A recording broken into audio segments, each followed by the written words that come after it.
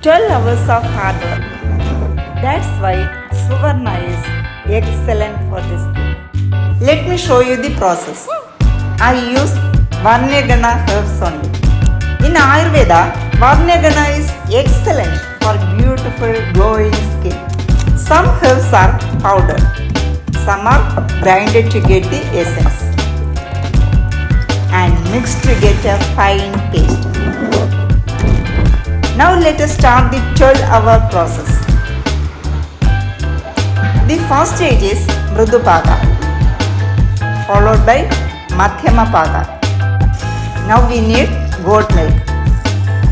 For just 1 liter of oil, we need 25 liters of goat milk. In next 10 hours, the color changes are simply magical. This is Karapaga. Really beautiful to look at. See, it is just perfect now.